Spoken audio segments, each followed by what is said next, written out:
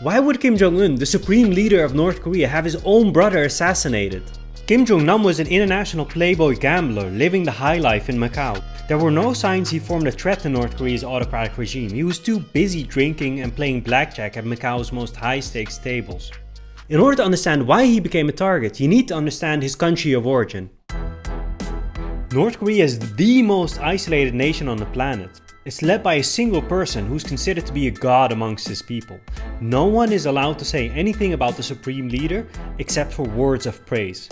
Or else, they get a one-way ticket to a concentration camp, or even worse, a firing squad. But that doesn't mean Kim Jong-Un has nothing to be afraid of. In fact, his grip on power is not as solid as you might expect. Apparently, supreme leaders are just like us. They have insecurities too. So when North Korea's supreme leader found out that his brother was hiding a secret that threatened his hold on power, his fate was sealed. In this video, we'll look into how Kim Jong-Nam was actually assassinated, the history of North Korea that explains why Kim Jong-un would have his own brother killed, and finally we'll look into 3 theories that explain why Kim Jong-Nam had to be assassinated.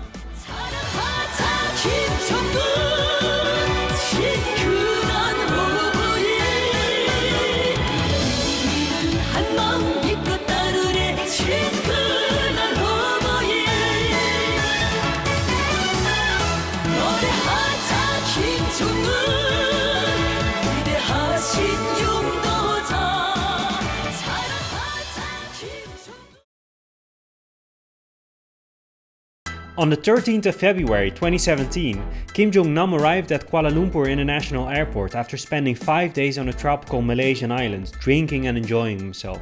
1 hour and 50 minutes before his AirAsia flight to Macau was about to depart, a 28-year-old Vietnamese woman named This, let's call her Duan, and a 25-year-old Indonesian woman named Siti Aisyah, let's call her Siti, approached Kim Jong-nam from behind.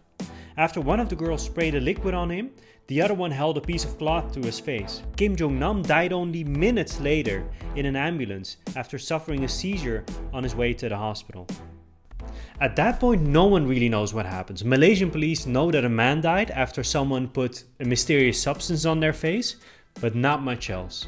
But when they figure out the man was traveling with a North Korean diplomatic passport, it becomes clear that this is a big deal. Anytime a diplomat gets killed with a mysterious substance on their face, in broad daylight, it's a big deal. Front page news, instantly. But when a North Korean diplomat is involved, the situation immediately escalates to some James Bond type of So obviously, the first thing Malaysian police does is check the security cameras. Here's the footage they see. Duan and Siti, the women I mentioned earlier, are seen approaching Kim Jong-nam from behind and smearing a mysterious substance on his face. Obviously, these 2 women are now the main subjects. Case closed. Malaysian police start a manhunt to find the women that killed this mysterious North Korean diplomat. In the meantime, investigators try to figure out who the man is. According to his passport, his name is Kim Chol. But very soon after the man dies, Malaysia's intelligence services figure out that the man that was killed in the middle of Malaysia's biggest airport was Kim Jong-un's brother. I remember the day Kim Jong-nam was assassinated as if it was yesterday. I had 2 questions. First of all, Kim Jong-un has a brother. I didn't even know he had a brother. Second of all, who would dare to kill the brother of one of the most dangerous dictators on the planet? Anyway, Malaysian investigators didn't have to search for long. 2 days after the murder, they find Duan wandering around in the airport where she killed Kim Jong-nam. Obviously, they immediately arrest her and they start interrogating her. But Malaysian police wasn't ready for the answers they would get from the woman. I've been in this room for 2 hours and no one will tell me what I did. Shut up, punk! You know what you did. When they ask Duan why she killed Kim Jong-un's older brother, she laughs and replies, "It was a prank. It was just an innocent YouTube prank." Why are you guys so serious? Investigators are stunned. A prank? A prank? What's so funny about killing a dictator's brother and risking World War III for a YouTube video? Now everyone in the room is confused. What is she talking about? In the meantime, investigators figure out what substance was used to kill Kim Jong-nam. The substance that was used is a chemical agent named VX, short for Venomous Agent X, a nerve agent that's banned under the Chemical Weapons Convention, which North Korea conveniently did not sign, together with Egypt and South Sudan. The compound was invented by, you guessed it, the Germans in the 1930s and is used in chemical warfare. Even a couple of milligrams of VX is enough to kill a human within minutes. When someone is exposed to the substance, their muscles become unable to contract, including the lungs and the heart, causing immediate death. But let's go back to the interrogation of the main suspect. According to Dwan and her partner City, they were recruited months before the murder by a couple of mysterious men with a very appealing proposal. They would get paid multiple times their current salary to perform pranks for a Chinese prank show. The only thing they had to do was approach unsuspecting men and put their hands on their face or kiss them. They practiced these pranks multiple times before the actual assassination was carried out. They would pull up the people from behind and rub baby oil on their face and do all kinds of exercises that would prepare them for the actual assassination. They had no idea they were being trained for an assassination. So that's when investigators understand what's going on. The women that killed Kim Jong-Nam had no idea what they were doing. They thought they were performing pranks, but they killed the brother of a dictator, one of the most dangerous dictators. I have to say that was a genius move by the North Koreans.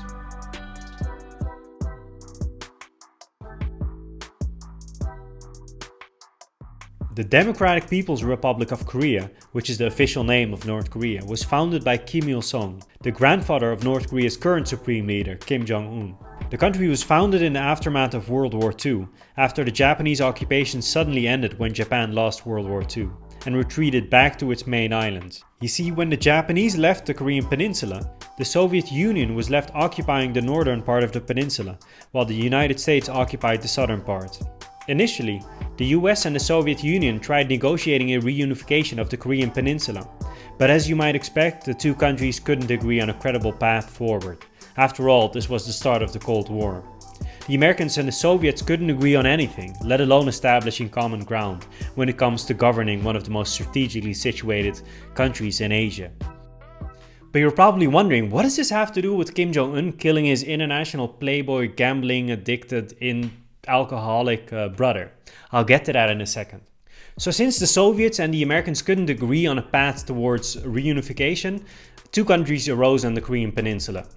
In the north, North Korea obviously, led by Kim Il-sung and supported by the Soviet Union, since North Korea is a communist country, obviously. And South Korea, supported by the United States. And the two countries lived happily ever after. No, obviously that's not what happened. North Korea invaded South Korea and tried to take over the whole peninsula. And they initially succeeded. They managed to push all the way to Busan. The communists almost won the Korean War if it wasn't for the United States interfering. When Harry Truman was faced with a communist victory on the Korean peninsula, he had no choice but to support the capitalist South. As soon as the United States jumped into the conflict, the tide turned in favor of the capitalist South, who pushed all the way to the north, almost reaching the Yalu River on the Chinese border. Obviously now the Chinese had to interfere because the last thing they want is a capitalist Korea on their border with American bases. So the Chinese jumped into the war and pushed the South Koreans back to the 38th parallel. Long story short, since then the Korean peninsula has been divided into a communist north and a capitalist south. But the most important part of this short history lesson is that Korea could have been a unified and prosperous country under the leadership of Kim Il-sung. The man could have ruled over twice the land area, 3 times the population, and an economy 100 times the size of North Korea's current economy. North Korea could have been an economic powerhouse with a strong and prosperous middle class. But instead, North Korea is one of the most sanctioned and isolated countries on the planet, with an economy smaller than that of Yemen. All because the United States had to interfere and use its big, fat, greasy capitalist fingers to rape South Korea. Anyway, the moral of the story is the North Koreans despise the United States. They hate the Americans from the bottom of their heart. That's crucial information when you want to understand why Kim Jong-Nam had to be assassinated in the eyes of his own brother.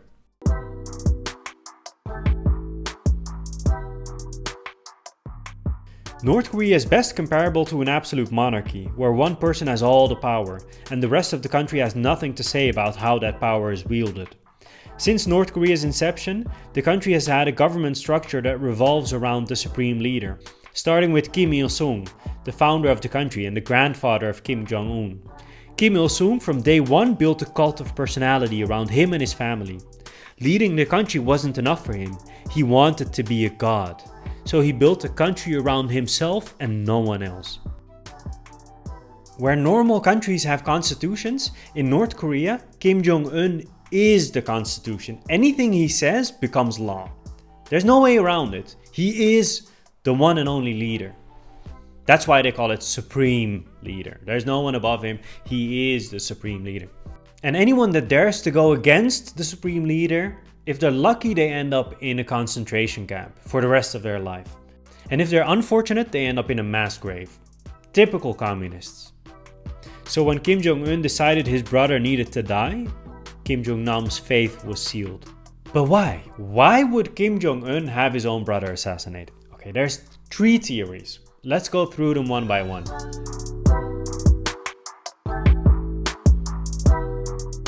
According to the main theory, Kim Jong-nam used to be a wealthy man, a privilege that came with being a member of North Korea's ruling Kim dynasty. This led him to live a life of opulence, partying, drinking and gambling his way around Asia. But when Kim Jong-un came to power in 2012, he cut off his own brother. So no more money from North Korea going to the guy financing his lifestyle, Kim Jong-nam's lifestyle. Which meant that Kim Jong-nam had to look for other revenue streams. He had to find another sugar daddy basically. But the man didn't have any skills. He lived his whole life being spoiled as the son of a dictator. He got everything he could ever dream of. He never had to develop any skills. But Kim Jong-nam had one trick up his sleeve. He's part of North Korea's ruling Kim dynasty, which means that he has a lot of very valuable information for the North Korean regime. And guess who's willing to pay a lot of money for this information? You guessed it, the United States. According to some sources, the day before he was assassinated, Kim Jong-nam met with CIA officials on the Malaysian resort island of Langkawi, where he transferred data through a USB stick to a CIA handler. A forensic analysis of the laptop he had with him when he died confirms that data had been transferred to a USB stick the same day he was spotted with an alleged CIA operative. Obviously, Kim Jong-un sees this as the biggest betrayal. The man collaborated with the Americans of all people.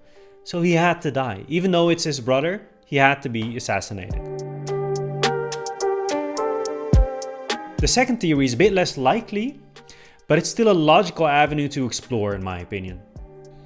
According to theory number 2, foreign intelligence agencies were grooming Kim Jong-nam as a potential successor in case of a coup. So America or some other foreign country would assassinate or in some other way overthrow Kim Jong-un and subsequently have Kim Jong-nam installed in his place.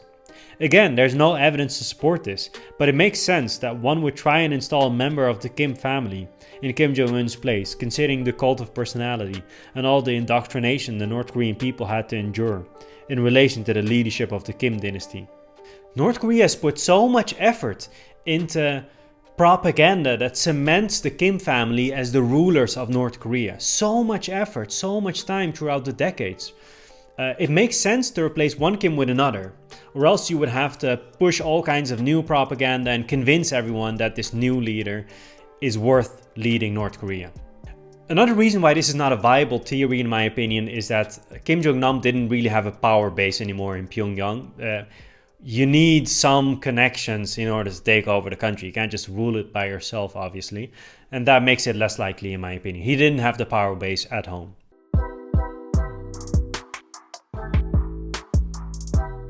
The last theory relates more broadly to Kim Jong-un's consolidation of power after ascending to the position of supreme leader in North Korea. Kim Jong-un came to power when he was only 30 years old. His father Kim Jong-il died before his son was really ready to take over the country. Inexperienced autocrats that want to cement their role as the leader of their domain usually resort to intimidation. They usually set an example by executing someone of a high status, sending a signal to everyone else that anyone who dares to challenge the supreme leader pays with their life. This kind of purge serves to silence everyone that might be contemplating causing trouble. You saw that when Saddam Hussein came to power, he gathered all the most powerful people in the country in one room, and one by one, his competitors were assassinated, with everyone else watching it happen. So maybe Kim Jong-Un was insecure and he wanted to send a signal to everyone else. Don't you dare try anything foolish. If I'm willing to kill my own brother to save my own position, imagine what I would do to you. دقت ساعة العمل، دقت ساعة الزحف، دقت ساعة الانتصار. لا رجوع إلى الأمام، إلى الأمام، إلى الأمام. ثورة، ثورة.